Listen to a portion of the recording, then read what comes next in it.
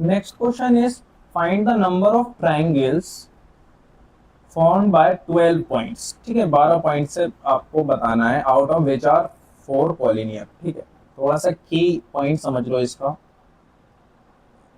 इसका की पॉइंट क्या होता है, देखो अगर कोई भी पॉइंट्स हैं, 4 पॉइंट, 12 में से 4 पॉइंट्स आपके कॉलिनियर हैं। कॉलिनियर का मतलब ये होता है कि कॉलिनियर एक ही लाइन पे बनने वाले पॉइंट्स होते हैं।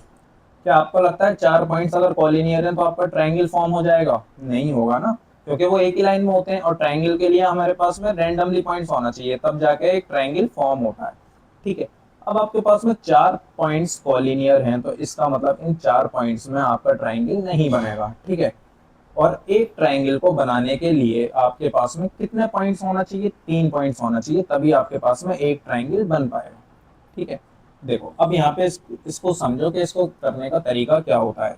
देखो पहली चीज, अगर आपको इसमें बनाना है तो इसमें आपको लगाना पड़ेगा कॉम्बिनेशन। ठीक है, कॉम्बिनेशन का फॉर्मूला इसमें हम यूज करने वाले हैं, कॉम्बिनेशन का फॉर्मूला। अब जैसे कि find the number of triangles, तो यहाँ पे देखो नंबर ऑफ ट्राइंगल्स फाइंड करने हैं। आपके पास में टोटल पॉइंट्स कितने दिए हुए हैं? टोटल पॉइंट्स आपके पास में है 12।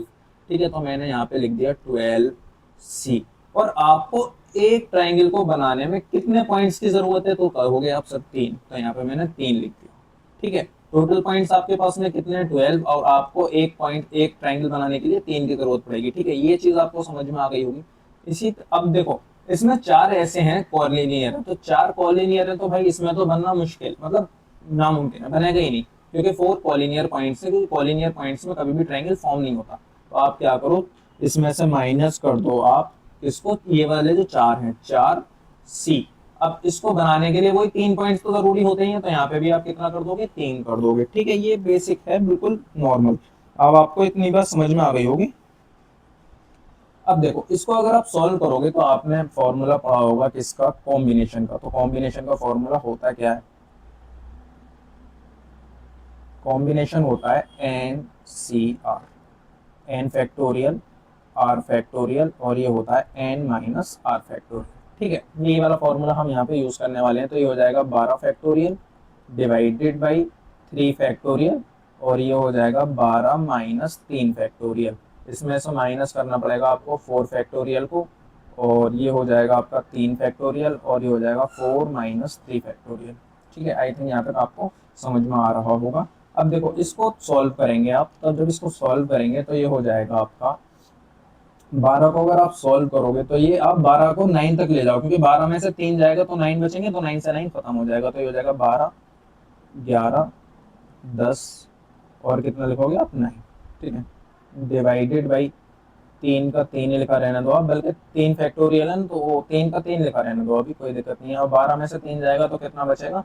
9 फैक्टोरियल। तो 9 से आप 9 को यहाँ पे खत्म कर दो। इसी तरीके से 4 है, 4 को लिखा रहने दो, और देखो 4 में से 3 गया, एक बचेगा, एक का कोई मतलब नहीं होता, और ये हो जाएगा 3 फैक्टोरियल नीचे।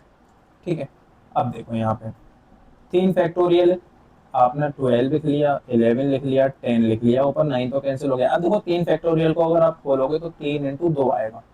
ठीक है, 3 इंटू 2 आएगा, और अगर आप इसको खोलोगे तो 4 फैक्टोरियल, 4 को, तो ये आ जाएगा 4, 3, 3 तक ही रहने देंगे, 2 और 1 नहीं करेंगे, क्योंकि 3 हमारा नीचे, तो 3 से 3 खत्म हो जाएगा। ठीक है, तो यहाँ पे सिर्फ और सिर्फ 4 आ जाएगा, 4। अब देखो यहाँ पे ये हो जाएगा 3 टू सा 6, यहाँ पे मैंने 12 लिखा, यहाँ पे मैंने 11 लिखा, यहाँ पे मैंने 10 लिखा, डिवाइडेड बाई मैंने कितना लिख दिया? 6, और यहाँ से रह जाएगा 4। अब देखो 6 से इसको मैं काट सकता हूँ 2 बार में। ठीक है, तो ये कितना हो जाएगा? 110 इंटू 2 कितना हो जाएगा भाई? 220 माइनस 4। अब 220 में से 4 जाएगा तो आपका कितना बचेगा? 220 में से अगर आपने 4 को निकाल दिया, 4 को निकाल दिया तो आपका बचेगा 220 में से आपका 216, यानी कि 216, यानी कि ऑप्शन ए आपका करेक्ट आंसर हो जाएगा। Option 2016, sorry 216।